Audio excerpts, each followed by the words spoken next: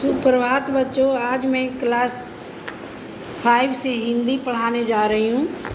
पाठ 12 में है बच्चों गुरु और चेला। गुरु और चेला के बारे में एक कविता बताने जा रही हूँ।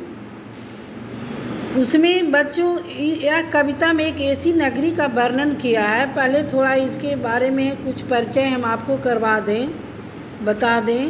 इस कविता में एक ऐसी नगरी का वर्णन पर आधारित है जिसमें हर चीज़ एक टके से मिलती है। यहाँ का राजा बिल्कुल मूर्ख था, जिस कारण वहाँ का व्यवस्था बहुत ही खराब थी। किसी के जुर्म की सज़ा किसी को दी जाती थी। कवि ने इस नगरी की कुव्यवस्था का व्यंग के माध्यम से उजागर किया है। ठीक है बच्चों, अब देखिए, गुरु एक थे और था एक चेला, चले घूमने पास में न था ढेला। चले चलते मिली एक नगरी, चमाचम थी सड़कें चमाचम थी डगरी। मिली एक ग्वालिन भरे शीश नगरी, गुरु ने कहा तेज ग्वालिन न भगरी। बता कौन नगरी बता कौन राजा, बता राजा जिसके सुयस का यहाँ बजता है बाजा। बच्चों, इस कविता में बताया गया है गुरु, और यह कविता जो है गुरु चेला से ली गई है।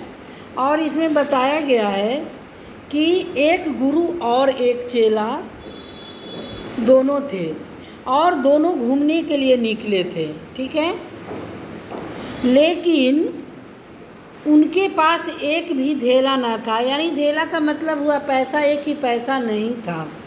उन्हें चलते चलते एक नगरी मिली जिसकी सड़कें और रास्ते जो थी वह बिल्कुल ही चमाचम थी। तभी उन्हें एक ग्वालिन मिली जिसके सिर पर गगरी रखी हुई थी। गुरु ने कहा कि ग्वालिन तेज न भाग, और यह बता कौन सी नगरी है, यहाँ कौन राजा है, किसके नाम का सुयस का बजता है बाजा। ठीक है, अब जो है आगे कविता दिया गया है। कहा बढ़ के ग्वालिन ने महाराज पंडित, पधारे भले हो यहाँ आज पंडित।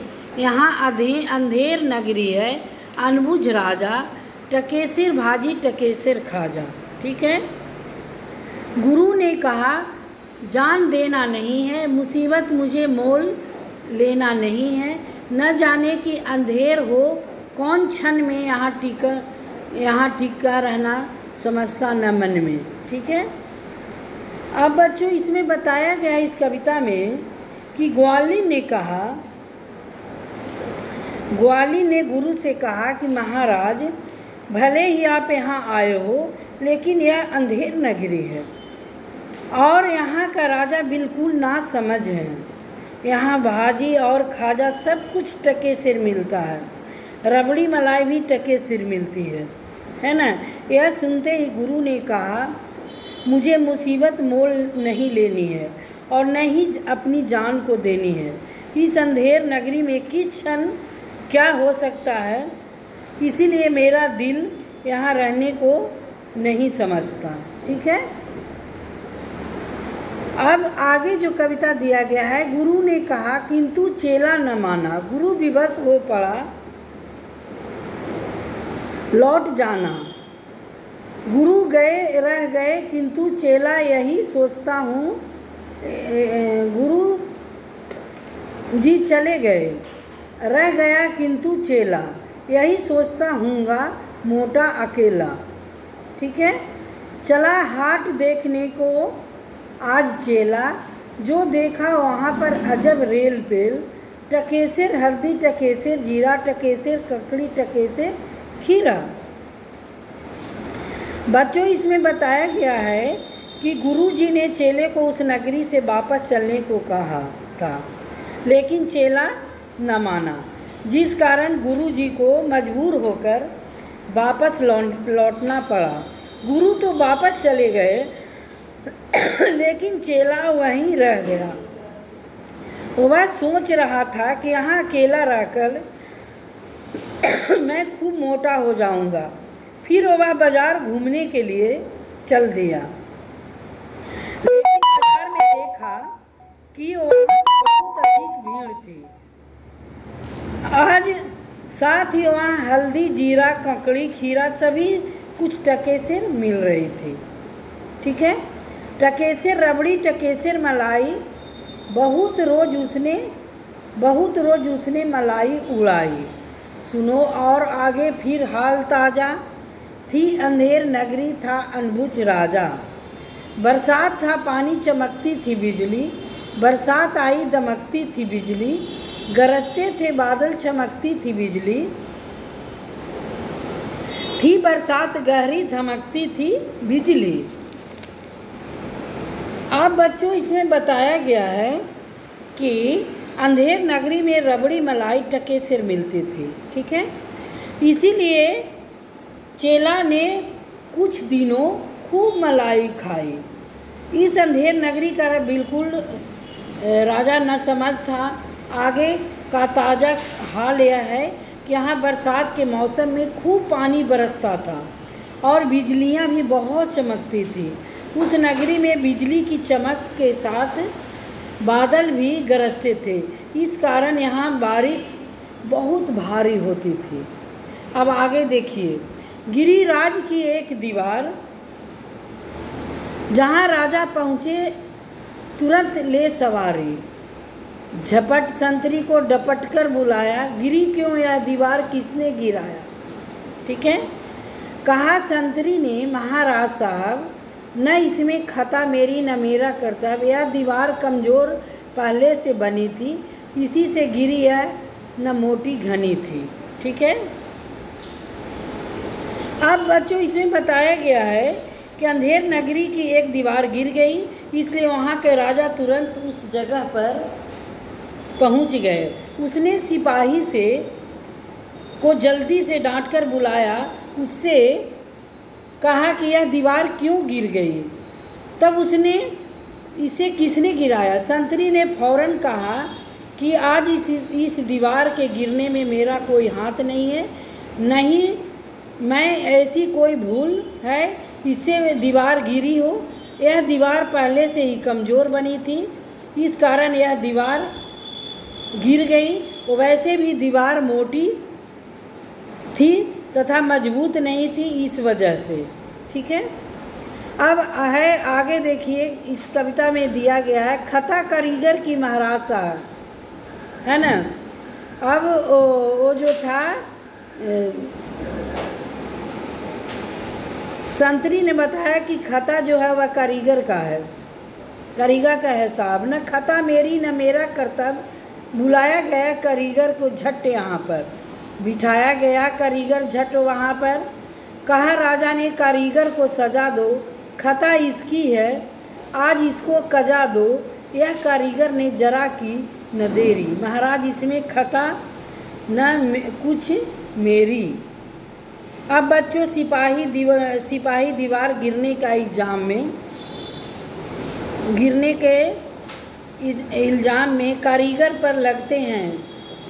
महाराज ने कहता है कि महाराज इस दीवार गिरने में मेरा कोई हाथ नहीं है, यह तो महाराज कोई हाथ नहीं है, न मेरा भूल है। तो तुरंत बुलाया गया कारीगर को। उसने कहा कि मेरा भूल भी नहीं है।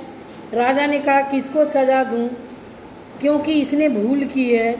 तो लेकिन कारीगर ने बिना देरी किए हुए कहा कि महाराज इसमें मेरी कोई भूल नहीं है, मेरी कोई गलती नहीं है।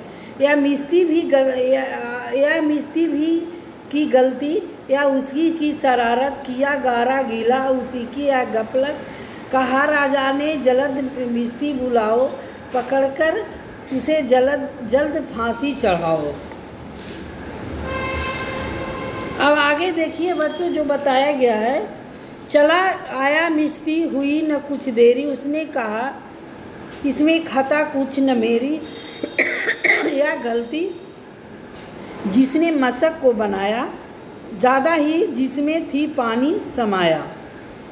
ओके बच्चों, अब कारीगर को पकड़ कर लाया गया तो दीवार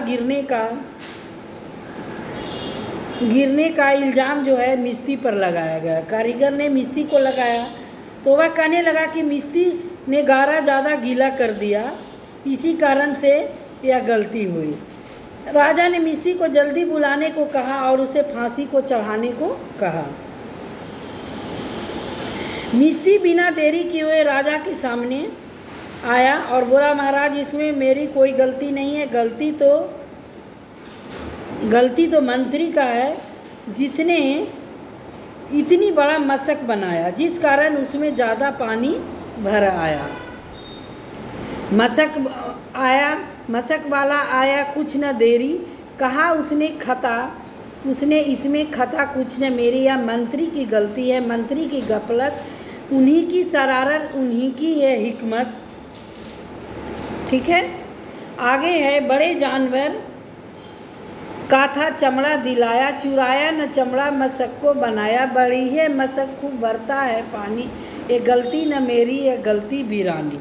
ठीक है, अब देखिए जब राजा ने मशक वाले को बुलाया तो फौरन आ गया। उसने कहने लगा कि महाराज इसमें मेरी कोई गलती नहीं है, बल्कि यह गलती जो है वह मंत्री की है, उन्हीं के से मुझे बड़े जानवर का चमड़ा दिलाया, मैंने उससे थोड़ा सी चमड़ा नहीं था लाया, मशक बना दिया, इसी कारण से मशक बड़ी बनी है, इसमें अधिक पानी भरने लगा, इसीलिए गलती मेरी नहीं है, बल्कि यह गलती किसी और की है मंत्री को गलती तो मंत्री को लाओ, हुआ हुकुम मंत्री को फांसी चढ़ाओ, चले मंत्री के लेके जलाद फौरन, चढ़ाने को फांसी उसी दम उसी क्षण।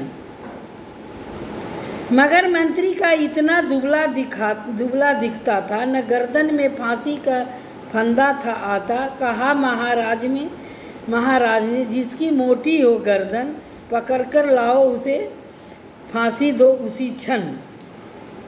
आप देखिए बच्चों, राजा ने मशक की बात सुनकर मंत्री को बुलाकर फौरन फांसी पर चढ़ाने का आज्ञा देता है। महाराज उसी की आज्ञा से जलाद मंत्री को फांसी पर चढ़ाने के लिए लेकर चल दिया, मगर मंत्री बहुत ही दुबला पतला था, इस कारण उसकी गर्दन में फांसी का फंदा नहीं आ रहा था। ठीक है, अब देखिए तब राजा ने हुक्म दिया कि जिसकी गर्दन मोटी है उसी को पकड़कर इसी क्षण फांसी पर चढ़ा दो। ठीक है, अब आगे देखिए क्या है। मगर चले संतरी ढूंढने मोटी गर्दन, मिला चेला खाता था हलवा दनादन, कहा संतरी ने चले आप फौरन, महाराज ने भेजा न्योता उसी क्षण। बहुत मन में खुश हो चला आज चेला, कहा आज न्योता छकूंगा अकेला, मगर आके पहुंचा तो देखा झमेला, वहाँ तो जुड़ा था अजब एक मेला। अब बच्चों, राजा का हुक्म से सिपाही किसी मोटी गर्दन वाले व्यक्ति को पकड़ कर लाया, उसको निकले गुरु चेला। तब उन्हें वही चेला मिला तो मज़े से हलवा खा रहा था। सिपाही ने कहा कि महाराज आपको फौरन बुलाया है, इसीलिए आप जल्दी से यह बात सुनकर मेरे चेला मन ही मन खुश हुआ और वह सोचने लगा कि आज भरकर भोजन करूँगा। लेकिन जब राजा के यहाँ पहुँचा तो उसने वहाँ एक अजीब झमेला देखा, क्योंकि अजब सा मेला लगा हुआ है। ठीक है, अब देखिए, यह मोटी है गर्दन, इसे तुम बढ़ाओ, कहा राजा ने इसको फांसी चढ़ाओ, कहा चेले ने कुछ खता तो बताओ, कहा राजा ने चुप न बकबक मचाओ,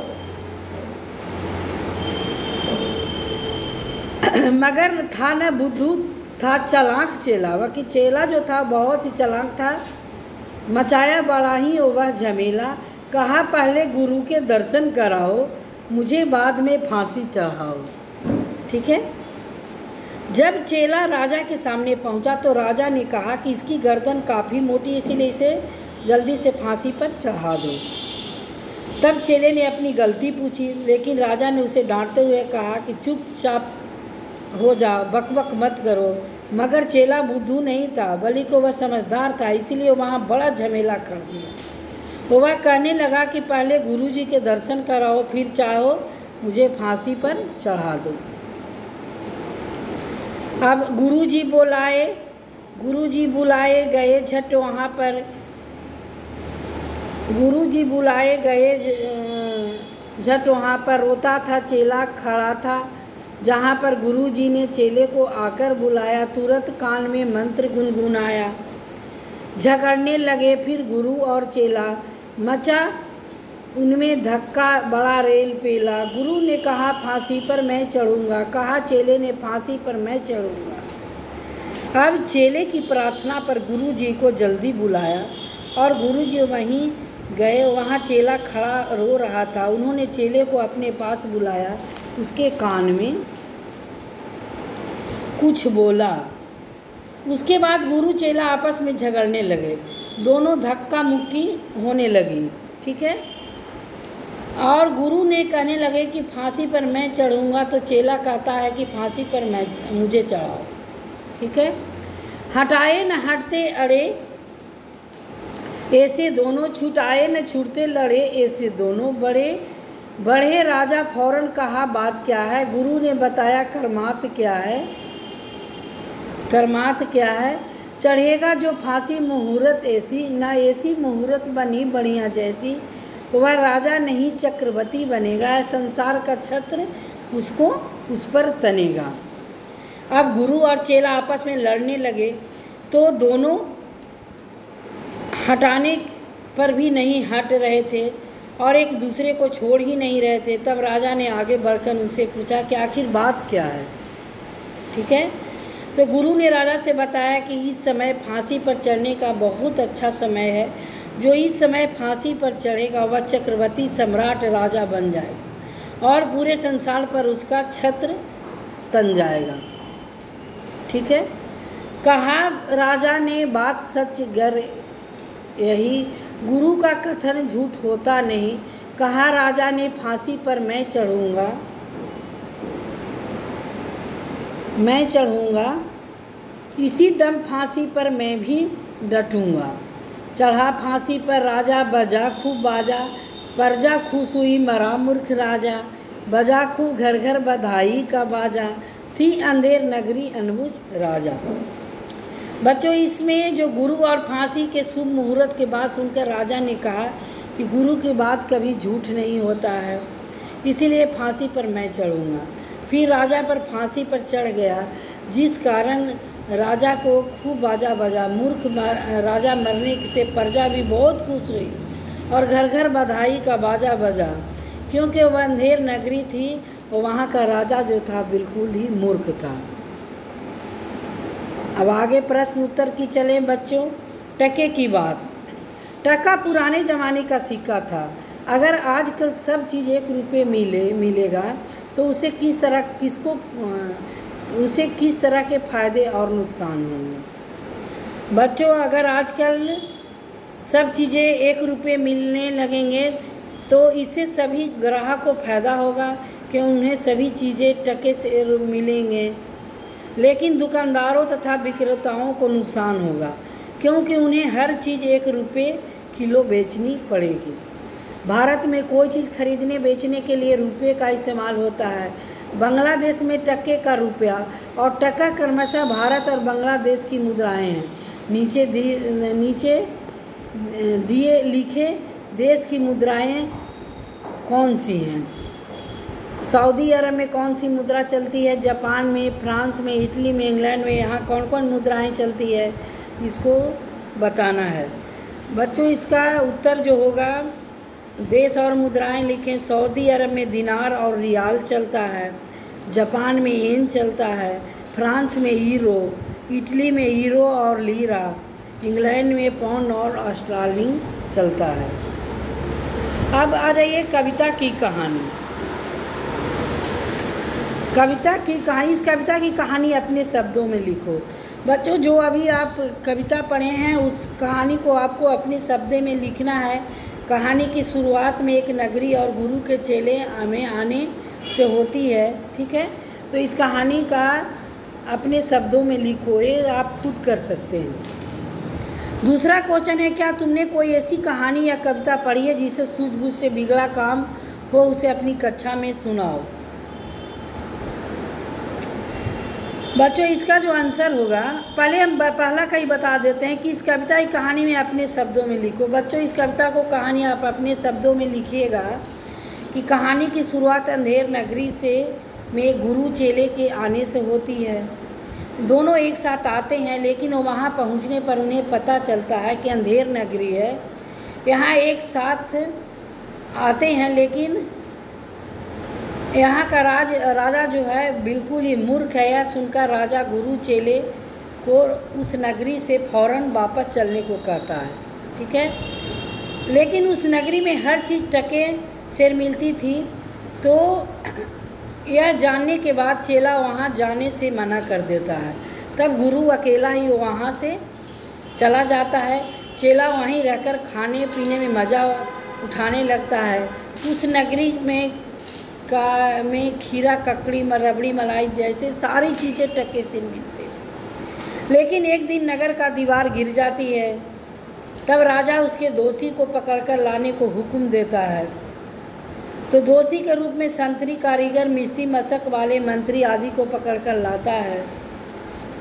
लाता है। अंत में दोषी के रूप में मंत्री को फांसी देने का हुक्म होता है। तो लेकिन मंत्री का गर्दन बहुत पतली थी, इस कारण से उसे फांसी नहीं दी जाती है। तो चेले को फांसी देने के लिए कहा जाता है। तब चेला गुरु को याद करता है और गुरु आकर अपनी सूझबूझ से चेले को फांसी देने से बचा लेता है।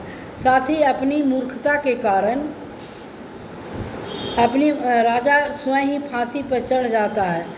राजा की मृत्यु से सारी प्रजा खुशी से दौड़ उठती है, ठीक है।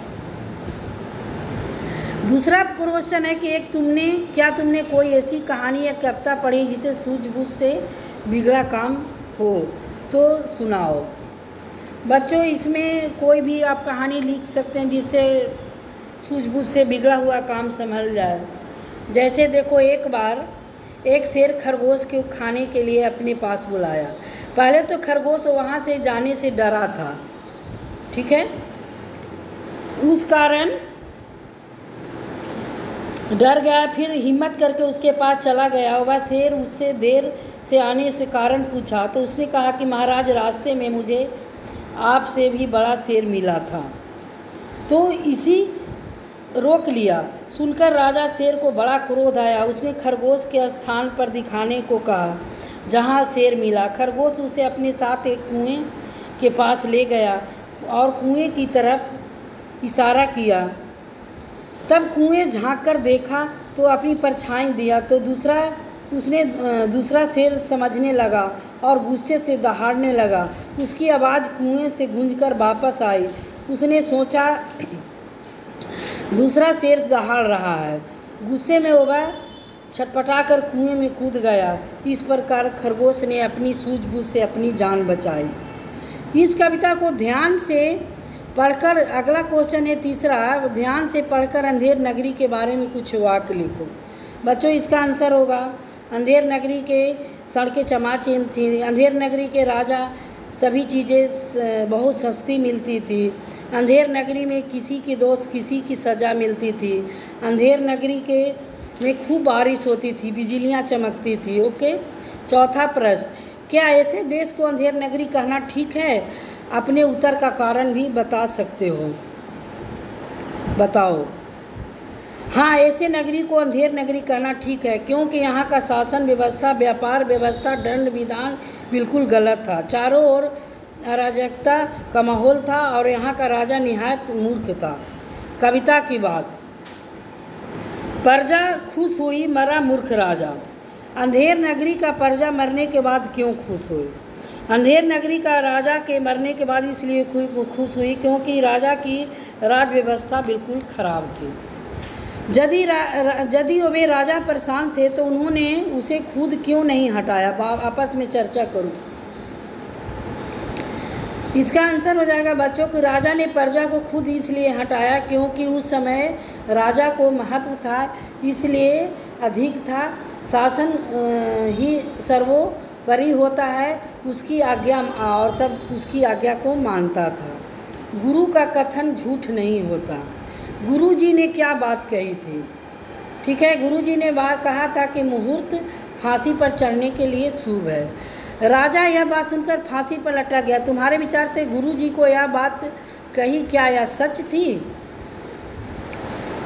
तो हाँ, राजा की यह बात सुनकर फांसी पर लटक गया, लेकिन गुरु जी ने बात जो कही थी वो बस सच नहीं थी।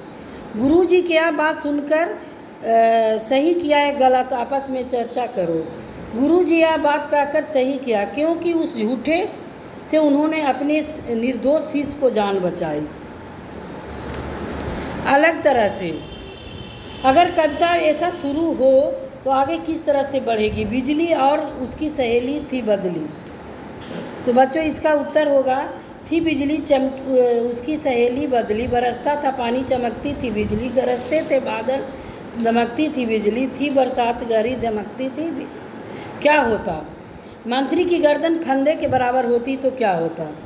मंत्री की गर्दन अगर फंदे के बराबर होती तो मंत्री को फांसी पर चढ़ा दिया जाता। राजा गुरु की बातों में आता तो चेले की फांसी पर चढ़ा दिया जाता।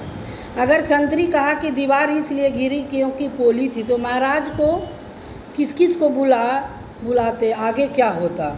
अगर संतरी कहता कि दीवार इसलिए गिरी क्योंकि पोली थी तो महाराज कारीगर मिस्त्री मशक वाले के बुलाते, शायद इन सबको फांसी पर चढ़ा देते। शब्दों की छानबीन। नीचे लिखे वाक्यों को पढ़ो, जिन शब्दों के नीचे रेखा खींची है उन्हें आजकल कैसे लिखते हैं बताओ। न जाने अंधेर नगरी हो कौन छन का हो जाएगा छन। गुरु ने कहा तेज ग्वाली न भगरी, तो भगरी का हो जाएगा भाग। इसी गिरी ने यह मोटी घनी थी, घनी का हो जाएगा गहरी। एक गलती मेरी या गलती बिरानी, बिरानी का हो जाएगा पराया। न ऐसी मुहूर्त बनी बढ़िया जैसी, मुहूर्त का हो जाएगा मुहूर्त। चमाचम नहीं सड़के पंक्ति का चमाचम। शब्द नीचे लिखे शब्दों को पढ़ो और दिए गए वाक्य में भरो। आंधी के कारण क्या हुआ था? आंधी के कारण पटापट फल से गिर रहे थे। हंस अपना सारा काम फटाफट कर लेती है। आज रहमान को चकाचक सफ़ेद कुर्ता पजामा पहना है। उस भूखड़ ने सारे लड्डू खा डाले, सारे बर्तन धुलकर झकाझक हो गए। ओके बच्चों, इसको पढ़ने के बाद सब्सक्राइब और लाइक करना न भूलें। थैंक